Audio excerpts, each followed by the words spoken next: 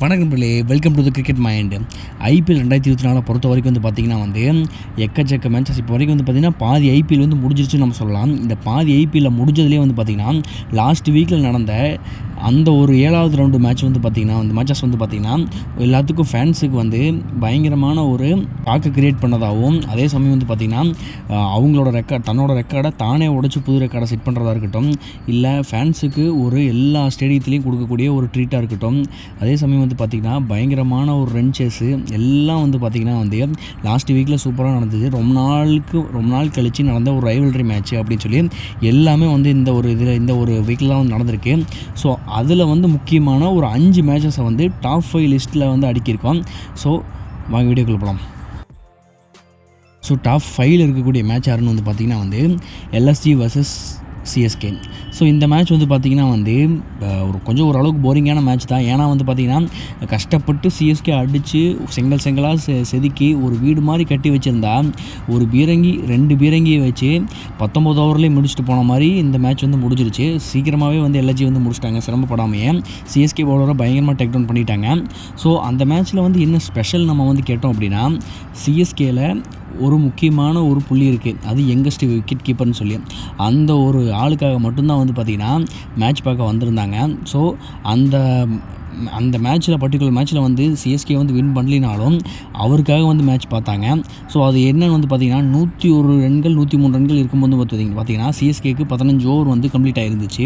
ஆனால் கடைசியில் வந்து பார்த்திங்கன்னா புல் பேக் பண்ணாங்க. 5 ஓவர் 73 ரன்கள் வந்து கொண்டு வந்தாங்க.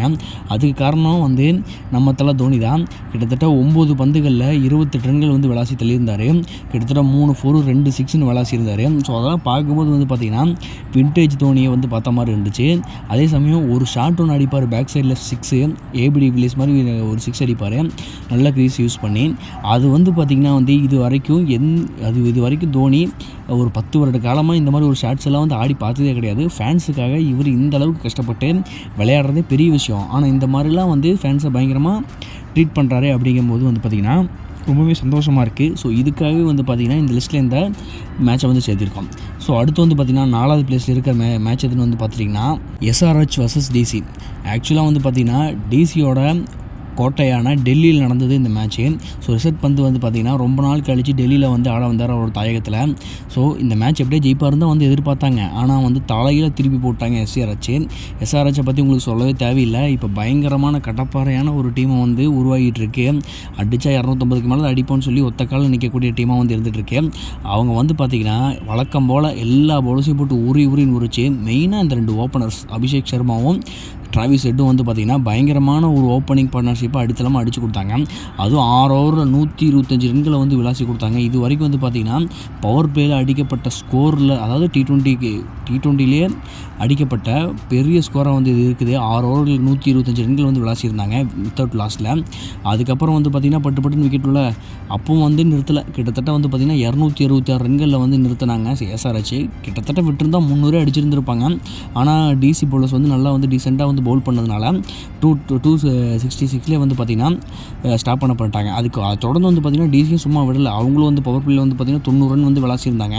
அதுக்கப்புறமும் நல்லா கண்டினியூ பண்ணி இன்னும் மேட்சை நல்லா வந்து புஷ் பண்ணியிருந்தாங்கன்னா கண்டிப்பாக வின் பண்ணுறதுக்கு வாய்ப்பு இருந்திருக்கு. ஏன்னா ஓப்பனிங்கில் ஆடின அந்த முதல் 4 பிளேயர்ஸ் மட்டும்தான் வந்து பார்த்திங்கன்னா கான்ட்ரிபியூட்டி நல்லா பண்ணாங்க. அதுக்கப்புறம் ஆடின யாருமே பண்ணாதனால 199 கால் அவுட் ஆகி 67 ரன் வித்தியாசத்தில் வந்து டிசி வந்து தோற்றுருப்பாங்க. ஸோ அந்த ஒரு காரணத்தினால தான் வந்து பார்த்திங்கன்னா வந்து இந்த மேட்ச் வந்து 4வது இடத்துல இருக்குது. கண்டிப்பாக டிசி மட்டும் வின் பண்ணியிருந்தாங்கன்னா இதை ஃபஸ்ட் பிளேஸ்லேயே போட்டுருந்துருக்கலாம். அந்தளவுக்கு ஒரு தரமான மேட்சாக அமைஞ்சிருக்கும். 3வது மேட்ச் வந்து யாருன்னு வந்து பார்த்திங்கன்னா ஆர்ஆர் வர்சஸ் கேகேஆர். இந்த மேட்ச்சில் வந்து பார்த்திங்கன்னா ஒரு பயங்கரமான ஆட்டத்தை வந்து வெளிப்படுத்தியிருப்பார் ஜோஸ் பட்லர். அவர் ஓப்பனிங்கில் இறங்கி நின்று கடைசி வரைக்கும் 20வது ஓவர் வரைக்கும் முடிகிற வரைக்கும் நின்று அந்த மேட்சை வந்து சேசிங்கில் ஜெயிச்சு கொடுத்துருப்பாரு. ஸோ இந்த சேசிங் வந்து பார்த்திங்கன்னா ஐபிஎல் வரலாற்றிலே அதிகபட்ச ரன்னை வந்து சேஸ் பண்ண ஒரு ஸ்கோராக வந்து பார்த்துட்ருக்கு. ஸோ இதில் வந்து ஃபஸ்ட் பேட்டிங் பண்ண கேகேஆர் வந்து பார்த்திங்கன்னா 223 ரன்கள் வந்து விளாசினாங்க. ஸோ 224 டார்கெட்டுங்கிற அந்த ஒரு இலக்கை நோக்கி இவங்க பயணித்தாங்க. ஆனால் ஆரம்பத்தில் வந்து பார்த்திங்கன்னா ஜெய்ஸ்வால் அவரோட விக்கெட் விட்டதுக்கப்புறம் கொஞ்சம் நேரம் வந்து ஒரு பார்ட்னர்ஷிப் கிடைச்சாலும் ஆனால் நிறையா விக்கெட்டுகள் வந்து அவங்க சொற்ப ரன்களில் வந்து வந்து வெளியேற கிட்டத்தட்ட 8 விக்கெட்டு போயிருந்த நிலமையில் வந்து பார்த்திங்கன்னா நம்மால் நிற்கிறாரு, அட்டிக்கிறாரு, வெளுக்கிறாரு. கடைசி பால் வரைக்கும் நின்று ஜெயிச்சு கொடுத்துட்டு 100 ரன்களை வந்து விளாசிட்டு மேன் ஆஃப் த மேட்ச் வாங்கிட்டு போயிட்டே இருக்கார் ஜோஸ் பட்லர். ஸோ அந்த தனி மனித ஒன் மேன் ஷோவுக்காகவே வந்து பார்த்திங்கன்னா இந்த மேட்ச் வந்து நம்ம லிஸ்ட்டில் இருக்குது. அதே சமயம் பார்த்திங்கன்னா இவர் மட்டும் இல்லை, ஆப்போசிட் சைடில் கேகேஆரில் வந்து சுனில் நரேனும் இருக்கார்.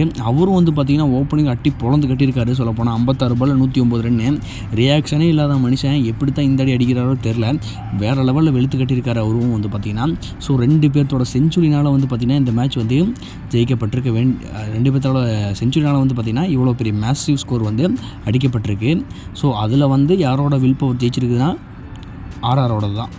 ஸோ அடுத்து நம்ம லிஸ்ட்டில் செகண்ட் பிளேஸில் இருக்கிற மேட்ச் எதுன்னு வந்து பார்த்திங்கன்னா வந்து CSK vs Mumbai Indians. So இது வந்து பார்த்திங்கன்னா லாங் டைம் ரைவல்ரின்னே சொல்லலாம். கிட்டத்தட்ட 17 வருஷத்தில் நான் வடக்கில் இருக்கேனா நீ தெற்கில் இருக்கல அப்படிங்கிற மாதிரி தான் வந்து பார்த்திங்கன்னா 2 பேர்த்தோட இதுவுமே ஆப்போசிட்டான ஒரு இது. இப்போ வேணால் எக்கச்சக்க டீம்ஸ் வந்து பயங்கரமாக வந்து ரைவல்ரி வச்சுருந்தாலும் கூட இவங்களோட ரைவல்ரிங்கிற வந்து பார்த்திங்கன்னா லெஜெண்டரின்னே சொல்லப்போனால் 2 பேரும் வந்து பார்த்திங்கன்னா 5 கப்புகளை வந்து அடித்து வச்சுருக்காங்க, சொந்தக்காரங்களாக இருக்காங்க. ஸோ இதில் வந்து பார்த்திங்கன்னா டாஸ் வின் பண்ணி மும்பை பவுலிங்கை சூஸ் பண்ணி ஆடினப்போ சிஎஸ்கேயில் ஸ்டார்டிங்கில் விக்கெட் விழுந்துருச்சு. ரச்சின் ரவீந்திரா அவரோட விக்கெட்டும் விட்டுறாரு. அதுக்கப்புறம் ஆடின ருத்ராஜ் கெய்க்வாடும் அதுக்கப்புறம் சிவம் துபேவும் ஆடி டீமை வந்து ஒரு நல்ல ஒரு ஸ்கோருக்கு வந்து கொண்டு வந்தாங்க. ஆனால் 200 அடிக்க முடியுமாங்கிற சந்தேகமாக இருந்துச்சு. ஏன்னா மும்பை வான்கடையில் நடந்த அந்த மேட்ச்சில் வந்து பார்த்திங்கன்னா அந்த ஒரு ஸ்டேடியத்தில் 200க்கு மேலே ரன் அடித்தா கண்டிப்பாக ஒரு குட் ஸ்கோர், 200 மேலே ஸ்கோர் அடித்தா மட்டும்தான் குட் ஸ்கோர் அப்படிங்கிற ஒரு நிலைமை இருக்கும்போது சிஎஸ்கேக்கு கடைசியில் வந்து பார்த்திங்கன்னா முத்து மாதிரி அமைஞ்சவர் தான் வந்து MS தோனி. அவர் கடைசியில் வந்தார், 4 பால் தான் இருந்துச்சு. கிட்டத்தட்ட 3 பாலுக்கு 3 சிக்ஸர் அடித்து 200க்கு மேலே அடித்து கொடுத்துட்டு அவர் கடமையை முடிச்சுட்டு போட்டார். 4 பாலில் 20 ரன் அடித்து கொடுத்துட்டு போயிட்டே இருக்கார். ஸோ அந்த ஒரு தருணம்லாம் வந்து பார்த்திங்கன்னா வெறித்தனம் சொல்லலாம் மும்பை வான்கடையில். அதுக்கப்புறம் வந்து மும்பை இந்தியன்ஸும் வந்து விட கிடையாது. ஏன்னா அவங்களும் பழங்காலத்துலேருந்து கடப்பாறையான ஒரு டீமாக இருக்காங்க. ஏன்னா அவங்களோட பேட்டிங் ஃபாலோஅப் வந்து பார்த்திங்கன்னா வந்து ஒருத்தரை விட்டால் ஒருத்தர் வந்து பயங்கரமாக ஆடக்கூடிய பிளேயர்ஸை தான் வந்து வச்சுருந்தாங்க. ஸோ அப்படி இருந்தும் வந்து பார்த்திங்கன்னா மேட்ச் வந்து தோத்துட்டாங்க. ஆனால் ஒரே ஒருத்தர் வந்து பார்த்திங்கன்னா கடைசி வரைக்கும் பயங்கரமாக போராடினார், செஞ்சுரி அடிச்சிட்டாரு. அவர் யாரும் இல்லை, இந்தியன் கேப்டன் ரோஹித் சர்மா தான். ஸோ வேறு லெவலில் வந்து பார்த்திங்கன்னா வந்து பயங்கரமாக வந்து ஆடி இருந்தார் ரோஹித் சர்மா. ஆனால் கடைசியில் பலன் அளிக்கல. 100 அடித்து ஒரு பார்த்திங்கன்னா ஒரு மொத்தத்தில் சந்தோஷம் இல்லை அந்த மேட்ச் தோற்றதுனால. ஸோ அந்த மேட்ச் வந்து மட்டும் ஜெயிச்சிருந்தாங்க அப்படின்னா கண்டிப்பாக ரோஹித்துக்கு மேன் ஆஃப் த மேட்ச் தான். ஸோ அதில் இந்த மாற்று கருத்துமே இல்லை. ஆனால் ரைவல்ரிலையும் கிரேட்டஸ்ட் ரைவல்ரினா இதுதான் சொல்லப்போனால். சப்புன்னு முடியாமல் பயங்கரமாக வந்து பார்த்திங்கன்னா மேட்சை வந்து எடுத்துகிட்டு போய் முடிச்சிருக்காங்க இந்த ஒரு மேட்ச்சு. ஸோ அடுத்து எல்லாத்தையும் முடிச்சிட்டோம், நம்பர் 1 பிளேஸுக்கு வந்துட்டோம். உங்களுக்கு எந்த மேட்ச் என்னங்கிறது நல்லாவே தெரியும்.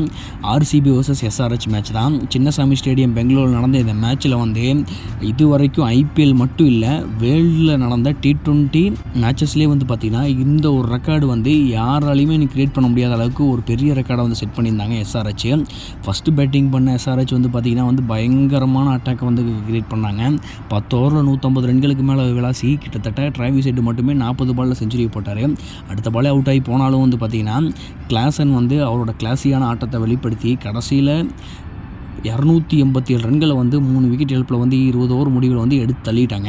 இந்த ஒரு அடி வந்து பார்த்திங்கன்னா வந்து வாழ்நாளில் எந்த ஒரு இதுக்குமே மறக்காது. அதே சமயம் வந்து பார்த்திங்கன்னா இதை பீட் பண்ணுறதுக்கு எனக்கு தெரிஞ்சு SRHால் மட்டும்தான் முடியும். ஏன்னா அந்தளவுக்கு வந்து பார்த்திங்கன்னா ஸ்ட்ராங்கான பயங்கர ஃபிட்டான தன்னோட வாழ்நாள் பீக் ஃபார்மில் இருக்கக்கூடிய பிளேயர்ஸ் வந்து இருக்காங்க. ஸோ அதனாலேயே வந்து பார்த்திங்கன்னா இவ்வளோ பெரிய ஸ்கோரை வந்து எடுக்க முடிச்சு. அதே சமயம் வந்து பார்த்திங்கன்னா RCB சொம்பையா அப்படிங்கிற மாதிரி அவங்களும் வந்து பதிலுக்கு சேசிங் வந்து பயங்கரமாக ஆடினாங்க. 6 ஓவரில் 80 ரன்களை வந்து கூச்சாங்க. விராட் கோலியும் ஃபாஃப் டூப்ளஸையும். ஸோ அவங்களோட விக்கெட்ஸ் வந்து பார்த்திங்கன்னா பேக் டு பேக் விழுந்துருச்சு. கிட்டத்தட்ட 122 ரன்கள் இருக்கும்போதே வந்து பார்த்திங்கன்னா 4 விக்கெட்டை வந்து இழந்துட்டாங்க. ஆனால் 10 ஓவர் வந்து அப்போ தான் கம்ப்ளீட் ஆகுது. ஸோ அவ்வளோ பெரிய ஸ்கோர் இல்லையா, கண்டிப்பாக சேஸ் பண்ணி தான் ஆகணும். ஆனால் வந்து கிவ் அப் பண்ணல அந்த இடத்துல.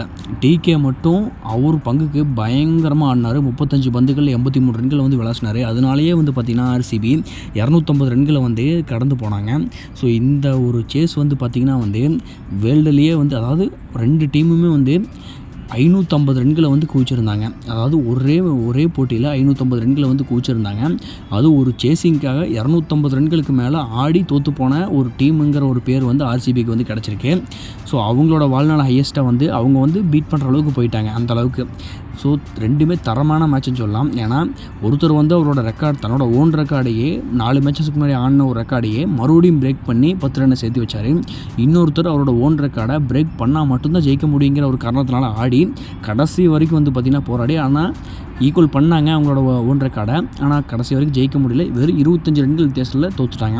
ஆனால் உண்மையிலே வந்து பார்த்திங்கன்னா ஆர்சிபியோட போராட்டத்தை வந்து பாராட்டியே தான் ஆகணும். அந்தளவுக்கு பயங்கரமான ஒரு போட்டின்னு சொல்லலாம். ஸோ நம்மளோட லிஸ்ட்டு வந்து இதுதான் இந்த டாப் 5 லிஸ்ட்டில். ஸோ உங்களுக்கு போன வாரம் நடந்த மேட்சஸில் வந்து எந்த மேட்சஸ் வந்து உங்களுக்கு ஃபேவரட் லிஸ்ட்டோ வந்து அதை வந்து கமெண்ட் பண்ணுங்கள். நான் உங்களை அடுத்த ஒரு நல்ல ஒரு வீடியோவில் மீட் பண்ணுறேன். அது வரைக்கும் பாய்.